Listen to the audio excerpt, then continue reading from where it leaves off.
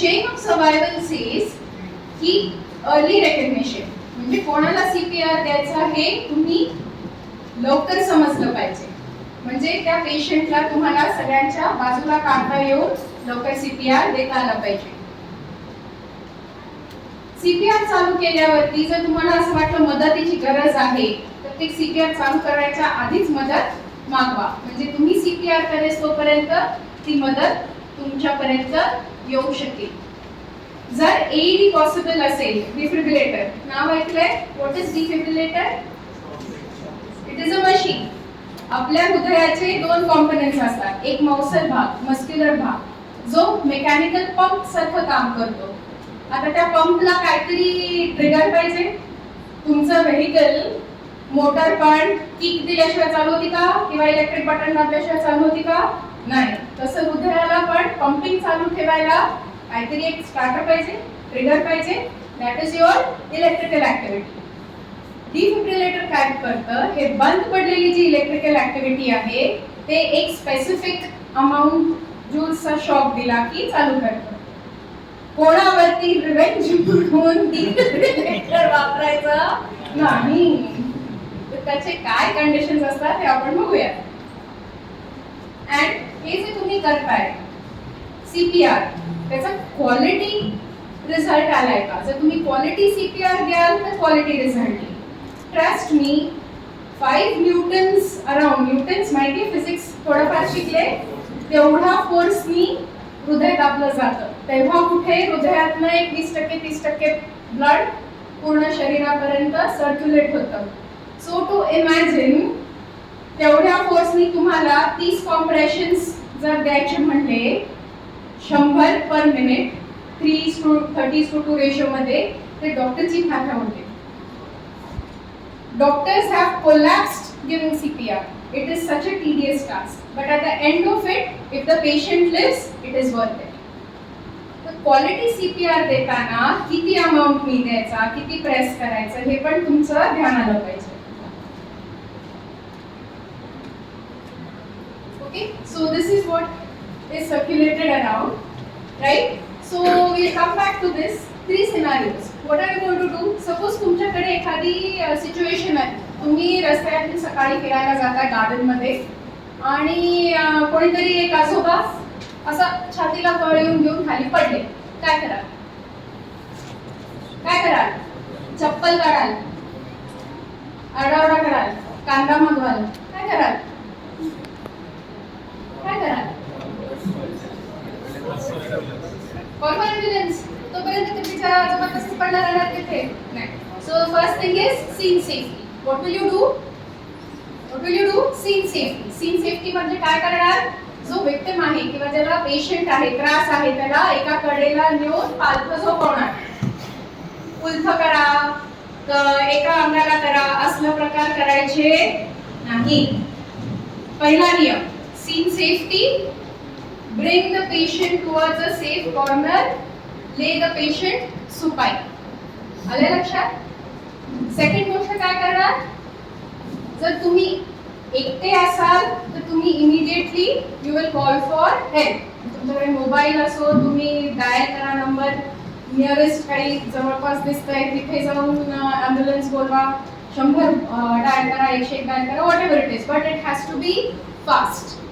जर तुम्ही दोघं असाल किंवा ग्रुपमध्ये असाल, मेक शुअर पेशंटला एकटं सोडायचं नाही.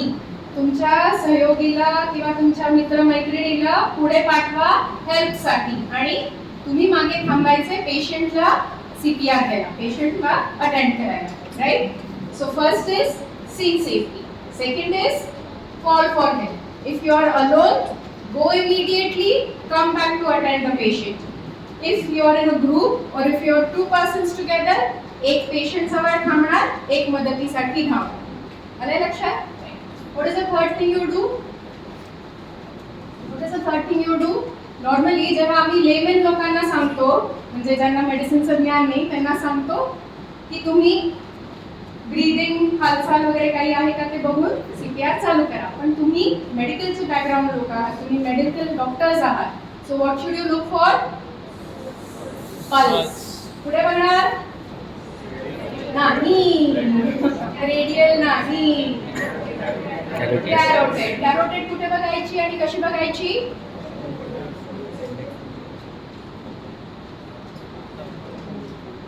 दोन फिंगर, तीन फिंगर, थंबनी बघायची. See you are dealing with a patient who might not be breathing or who might have gasps or with no pulse.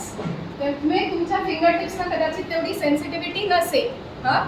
So next to the trachea, next to the midline, that is your trachea, you will find your carotid pulse. सगळ्यांना लागते का? रेजी म्हणताय? Response येईना झालाय. बघा बरं, सगळ्यांना लागते का? दोन लागते, एक लागतात? ऑब्विसली दोन आहेत ना. राईट लेफ्ट दोन्ही असणार, पण दोन्ही एका वेळेस चेक करणार का? नाही. सो एका वेळेस एक चेक करणार, आणि ते सुद्धा अल्गोरिदम मध्ये मेन्शन्ड आहे, not more than 10 seconds, which is very essential. का? कारण की कॅरोटिड पल्स शोधण्यात वेळ जातो आणि पेशंट दगावतो. So the dictum is look for the carotid pulse. If you are doubtful, म्हणजे तुम्हाला समजत नाहीये की खरंच पल्स लागते नाही लागते, forget it. Do not waste time for more than 10 seconds. Okay.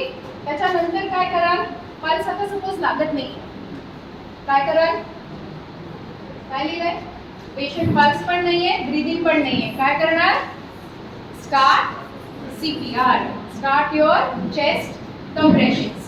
So now there is a method to do chest compressions. Chest compressions कशी करतात आणि कुठे करतात? any idea? हृदय कुठे असतंय? सगळ्यांचं लेफ्टला आहे पक्का? Okay, good, great, fantastic. पण लेफ्टला करत, राईट? सो कुठे करणार CPR? नाही. झिफॉइडला का नाही करणार? पुरचूक कोण असतं? तुमच्या प्रेशरने ते मोडून जाणार आणि त्याच्यामुळे एखाद्या अवयवाला ते पिअर्स करणार. It is dangerous. झिफॉइडला करायचं नाही. So the ideal point is connect the intermammary line where the point intersects the sternum. You have to start CPR to the left of it. आलंय लक्षात? मॅनेजमेंट मध्ये तुम्हाला दाखवता येईल.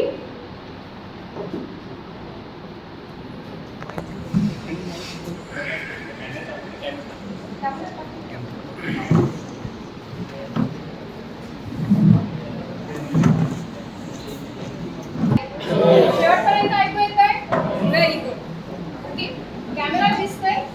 So this is intermammary line. It dissects the sternum here. त्याच्या लेफ्टला CPR करणं. आलं लक्षात? I repeat again. Intermammary line intersecting the sternum to the left of. Okay, अपेक्सला करायचं, 5th इंटरकॉस्टल स्पेसला करायचं. कारण the position may vary in every patient. So best is intermammary line crossing with the sternum to the left side. आले लक्षात? Okay. So what are the components of CPR?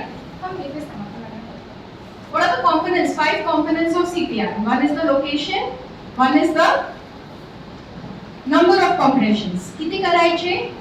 Minimum 100 per minute. Or if you are 2 rescuers, 30:2. Right? Or if you are alone, 1 मिनिटाला 100 द्यायचे. आलंय लक्षात? Okay. So you know the location, you know how many to give. The third thing is push hard, push fast. ठीक आहे? आणि तुमची हाताची position, 5th thing कशी असली पाहिजे? Elbows should be straight and your palms should be intersecting each other. Basically you need towards one side of the patient. कायम स्वतःला एका साइडला पेशंटच्या व्यवस्थित नील करा, तुम्हाला स्टेबल करा. You have to bend over the patient. असा CPR होईल का? नाही. You have to bend over the patient. हाताची पोझिशन बघा, ठीक आहे? पाम्स इंटरसेक्टिंग अशी ठेवले तरी चालतील, but the maximum surface area should touch to the skin. Right? And no bending in the elbows. Elbows bend करायचे नाही.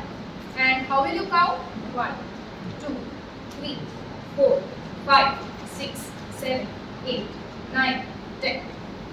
तर मी जेव्हा कॉम्प्रेशन्स देते, तुम्ही डेप्थ बघितली का? मी खूप खाली जाते का? नाही. Just adequate. So how is just adequate? At least 2 inches और 5 सेंटीमीटर्स. तेवढं तुमचं खाली केलं पाहिजे. आता एवढं काय आपल्याला मोजता येत नाही. तर साधारण आम्ही काय म्हणतो, जर विड्थ असेल त्याच्या 1/3 तरी तुमचं कॉम्प्रेशन गेलं पाहिजे. Right? Okay. So for effective chest compressions, what will you remember? You have to start the compressions at the point intersecting the intermammary line towards the left of it, 100 per minute, or if you are two responders, 30 to 2, right? Your palms, your elbow, your position should be perfect. Kneel down, make yourself comfortable, bend over the patient. Push hard, push fast. The adequate depth should be 5 centimeters or 2 inches or 1/3 of the anteroposterior distance. Okay? Right. हे एवढं सगळं protocol करायची काय जरूरत होती? कारण if you do it any other way, तुम्ही काय मला म्हणायला आलं मी 150 केले, काय होईल? प्रत्येक कॉम्प्रेशनला पुढे काहीतरी रक्तभिसरण जायला पाहिजे ना. त्याच्यासाठी त्या हृदयाच्या कंपार्टमेंटमध्ये आधी काहीतरी आलं पाहिजे. So if you press too fast, recoil होणार का चेस्ट? नाही होणार. मग जेव्हा तुमची चेस्ट रिकॉइल होते तेव्हा तुमच्या हृदयाच्या कप्प्यात काही प्रमाणात रक्त भरतं, बरोबर? आणि मग तेच रक्त पुढच्या कंप्रेशनला तुम्ही बाहेर पाठवता. For that reason you have to ensure adequate recoil, बरोबर आहे? आणि म्हणून टू फास्ट नाही, एकदम स्लो केलं तर काय होईल?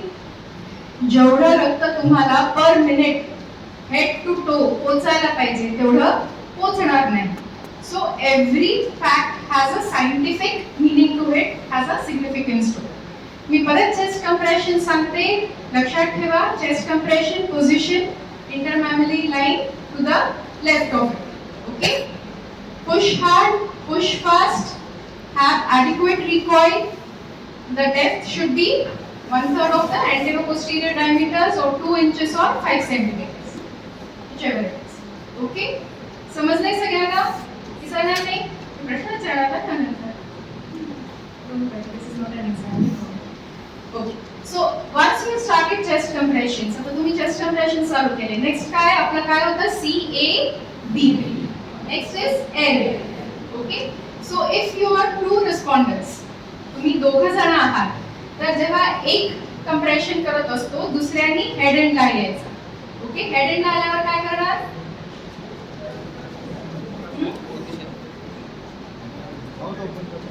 माउथ ओपन करणार. सो कसं करणार? हेड ते चिन लिफ्ट. हेड ते चिन lift.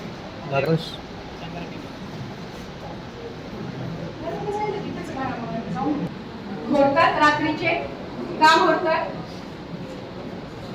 because the airway alignment is not proper and uvula keeps on obstructing the airway. बरोबर? इमॅजिन करा, जे माणूस शिकलेल पडलाय त्याचा तर सगळा मसल कंट्रोल केलेला असणार आहे. त्याच्यामुळे ते सगळे फॅरेंजियल मसल्स आहेत ते तुमचा एअरवे ऑब्स्ट्रक्ट करतात. मग तो ऑब्स्ट्रक्शन काढण्यासाठी what will you do? Head lift, head to chin lift. Okay, so this complements the opening of airway. जर काही अशी सिच्युएशन असेल की पेशंट RTA चा असेल, ब्लड क्लॉट झाला असेल, इथे कुठे असेल, if you have means, try to remove all the foreign bodies from the airway. Okay, so circulation, airway, and then the next part is breathing. Okay, so now हे काय? Usually जेव्हा आपण public places मध्ये बघतो तर एवढे सगळी सामग्री नसते, बरोबर? मग अशा वेळेस काय असतं? पॉकेट मास्क असतात. एस्पेशली तुम्ही रेल्वे स्टेशन किंवा एअरपोर्ट्स किंवा अशा ठिकाणी बघितलं तर they have a separate AED machine and pocket masks. What we have here is your ambu and your mask, airway mask. आता हे airway mask ची एअरवे मास्कची पद्धत असते धरायची. This is the nasal end and this is the chin end.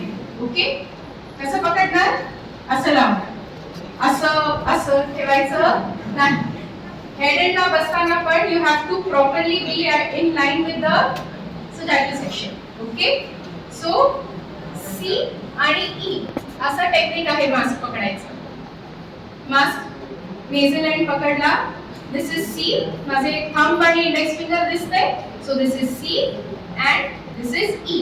E म्हणजे काय? एक फिंगर चिनच्या खाली, एक फिंगर मॅन्डिबल च्या इथे आणि तिसरं जॉइंटच्या इथे.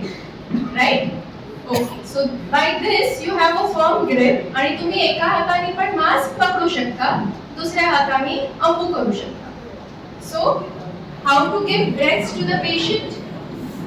by using a mask and maybe a device called as ambu. Okay, so the breath should be given in order of 30:2. हे तुम्ही जर एकटे असाल तर काय करणार? फक्त चेस्ट कंप्रेशन देणार जोपर्यंत तुम्हाला दुसरा कोणी मिळत नाही मदतीला. दुसरा आला की मग एअरवे आणि मग breathing in the ratio of 30:2. Okay, so coming back to the last part of BLS. आता आपल्याकडे वेळ थोडा आहे म्हणून मी जरा गडबड करते. AED हे तुम्ही फिजिकल सगळं हृदयाचं पंपिंग चालू करायला केलं, चेस्ट कंप्रेशन्स केले, एअरवे बघितला, ब्रीदिंग बघितलं. असेल का? वेळ आहे ना तर होते. The next part of BLS is AED. What is AED? Automated electrical defibrillator. Okay. So as I said, the most common cause of cardiac arrest or unresponsiveness is cardiac arrest. आणि cardiac arrest चा most common cause काय आहे? Myocardial infarction. MI. Medical terms मध्ये आणि layman terms मध्ये heart attack. बरोबर आहे? मग त्याच्यासाठी बंद पडलेलं हृदय ऍक्च्युअली चालू करण्यासाठी जसं तुम्ही मस्क्युलर पॉवर यूज करताय तसं you have to use the electrical circuit. त्याच्यासाठी हा एईडी उपयोगी पडतो. एईडी काय असते? मशीन असते, त्याला 2 पॅडल्स असतात आणि ते ऑटोमॅटिकली हृदयाचा रिदम डिटेक्ट करतात. अशाच मोजक्याच काही इलेक्ट्रिकल रिदम्स आहेत की जे तुम्ही शॉक करून चालू करू शकतो. सिनेमात जसं दाखवतात की कोणी पण येतं, कुठे पण लावतं आणि मग त्याची फटफट उठतात आणि मग एकदम खाट जागा होतो पेशंट. तो युजली हिरोज किंवा हिरोईनच असते, त्यांना मारून कसं चालेल? ते सगळं झूट आहे, साफ झूट. असं काही नसतं. सो इलेक्ट्रिकल पॅड्स लावताना always remember, 1 on the left, 1 on the right. लेफ्टला कुठे लावणार? 5th इंटरकॉस्टल स्पेसला अपेक्सच्या इथे. राईटला कुठे लावणार? क्लाविकलच्या खाली. मेक शुअर की एंटायर पॅडचा जो सरफेस एरिया असतो it is touching the skin and there is no debris. Accident patient असेल तर धूळ, माती वगैरे तिथे काही इंटरफेस मध्ये नको, तर ॲडिक्वेट शॉक डिलिव्हर होत नाही. एईडी मध्ये एकच ऑप्शन असतो, मॅक्सिमम जूल्स 200. त्याच्याशिवाय दुसरा ऑप्शन नसतो. 3च बटन असतात, charge, defib and push button on करण्यासाठी. So now when you are position you have to remember in BLS the rule is, जेव्हा तुमच्याकडे एईडी येतं तुम्ही पहिल्यांदा एईडी लावलं पाहिजे. Leave aside your breathing, continue with your compressions and AED machine जोडून घ्या. ठीक आहे? Once you are ready with your machine, सगळे पैडल्स वगैरे लावले, AED machine will give you an alarm that the rhythm is shockable. हे automated आहे, तुम्हाला समजण्याची गरज नाही. रिदम AED मशीन स्वतः सांगणार, the rhythm will be shockable. मग ते शॉकेबल रिदम आली की काय करणार? You just have to press charge, म्हणजे ते मशीन ते पॅडल्स चार्ज करतं आणि you have to press push किंवा तिथे काय नॉमेनक्लेचर असेल ते. AED shock is delivered. Now what you have to remember carefully is you can get yourself electrocuted. स्वतःला शॉक लावून घ्यायचा नाही. So what is the dictum? I clear, we clear, all clear. The person delivering shock has to see that nobody is touching any surface area around. पेशंटच्या अवतीभोवती कोणाचा काहीही हात वगैरे काही लागत नाहीये. सगळी माणसं आहेत ती पेशंटच्या लांब आहे. And then you deliver shock. Always protocolize it as I clear, we clear, all clear, and then deliver a shock. After delivering shock काय करणार? थोपट मारणार? जागा झाला का म्हणून? After delivering the shock, start or resume CPR. बरोबर आहे? आता कोणाला प्रश्न नाही पडला आहे कुठपर्यंत करायचा? तर पेशंट जागावर तिथे ओरडायला लागला तरी करणार. But in all cases patient जागा होईलच असं नाही ना. So what are the end points of CPR? What are the end points? So after successful 2 minutes CPR, परत जर तुम्हाला पल्स लागली, that is the first indication. Patient is breathing on only, that is the second indication. Or the patient regains consciousness. बरोबर?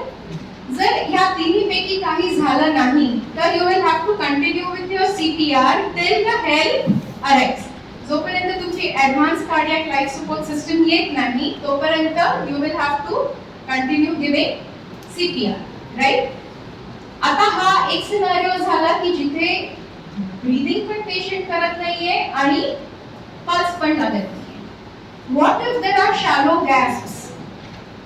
हे होतं ना, कधी कधी पेशंटला लकवा मारलाय, हृदय तर चांगलं आहे, पल्स खणखणीत लागते, पण पेशंट शालो ब्रीथ करतोय, श्वास घेताना थांबतोय, मग काय करणार?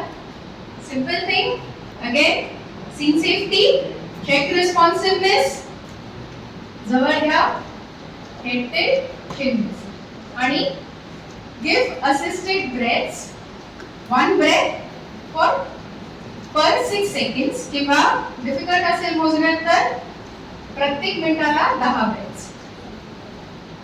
हार्मोनियमचा भाका असल्यासारखं हवा आत भरायची नाही. कळलंय? आपण डॉक्टर आहे हे विसरू नका. कधी पण CPR देताना आपण डॉक्टर आहे. Carefully, everything should be carefully, right? Now the other scenario wherein the pulse is very feeble but the patient is breathing normally. What will you do? Will you still give CPR? No. You will just wait by the patient and keep on checking the patient.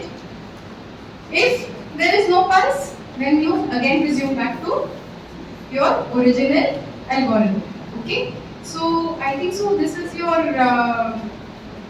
AED, right? नाही, manual आहे. पण ह्याच्यात तुम्हाला pedals दिसतात बघा.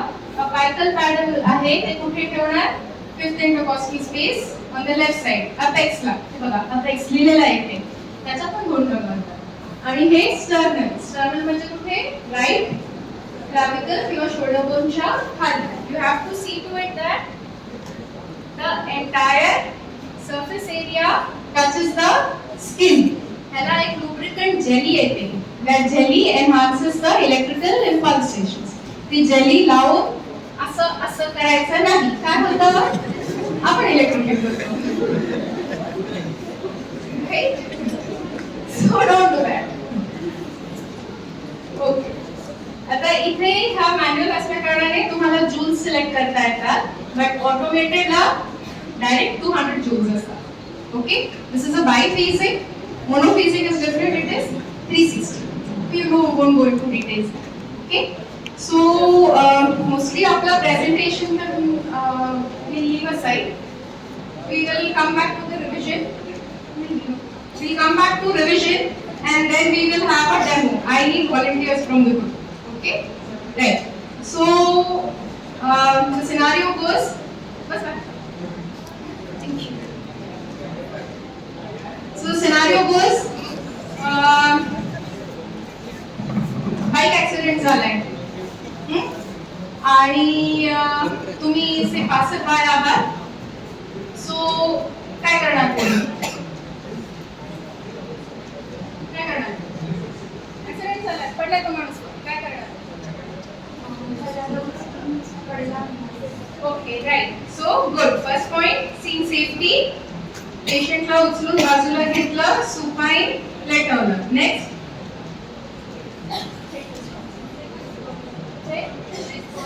Check response. कसा check करणार response? Tap hard on shoulder. Okay, थपडा मारायचा नाही, हात पाय ओढाओढी करायची नाही. तो पेशंट आहे. सो दोनदाच किंवा तीनदाच हाका मारा आणि स्ट्रॉंग स्टिम्युलस द्या. काका, काका, काकू, मावशी, whatever, आत्या, ताई, दादा, whatever you want. काय त्याचं वय बघून बघा जरा. Yes, please. So, anybody ever thought of it की असं का रिस्पॉन्स चेक करतात?